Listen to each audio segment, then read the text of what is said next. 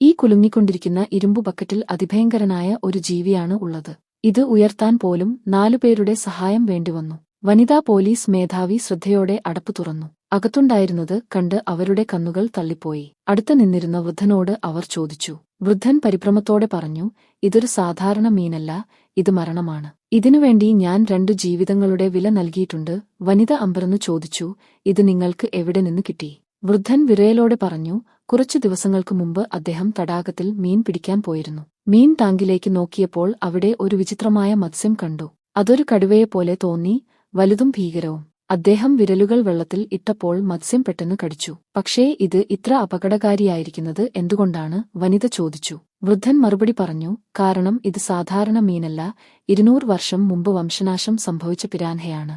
ഇതിലും ഭയങ്കരമായ കാര്യം, തടാകത്തിൽ ഒന്നു മാത്രമല്ല, നിരവധി പിരാൻഹകൾ ഉണ്ടായിരുന്നു എന്നതാണ്. ഇതുകേട്ട് വൃദ്ധൻ ഒരു പഴയ ഫോസിൽ പുറത്തെടുത്ത് മത്സ്യവുമായി താരതമ്യം ചെയ്തു. സംശയം ഉറപ്പായി മാറി. ലക്ഷക്കണക്കിന് വർഷങ്ങൾക്ക് മുമ്പ് നശിച്ചുപോയ അതേ പുരാതന പിരാൻഹകളായിരുന്നു ഇത്. രക്തത്തിന്റെ ഗന്ധം കിട്ടിയാൽ കൂട്ടമായി ആക്രമിക്കുന്നോ? പക്ഷേ ചോദ്യം ഇതാണ്, ലക്ഷക്കണക്കിന് വർഷങ്ങൾക്ക് മുമ്പ് വംശനാശം സംഭവിച്ച ഈ ജീവികൾ എങ്ങനെ തിരിച്ചെത്തി? നഗരത്തിൽ കുറച്ചു ദിവസങ്ങൾക്ക് മുമ്പ് നേരിയ ഭൂചലനം ഉണ്ടായെന്ന് വനിതാ മേധാവി കണ്ടെത്തി. ഇത് തടാകത്തിന്റെ അടിത്തട്ടിൽ വിള്ളലുകൾ ഉണ്ടാക്കി. യഥാർത്ഥത്തിൽ തടാകത്തിന് താഴെ ഒരു പുരാതന ഭൂഗർഭ തടാകം ഉണ്ടായിരുന്നു. അവിടെ ഈ പിരാൻഹകൾ വർഷങ്ങളായി കുടുങ്ങിക്കിടക്കുകയായിരുന്നു. തടാകത്തിന്റെ പാളി തകർന്നപ്പോൾ ഈ അപകടകാരികളായ മത്സ്യങ്ങൾ പുറത്തുവന്നു.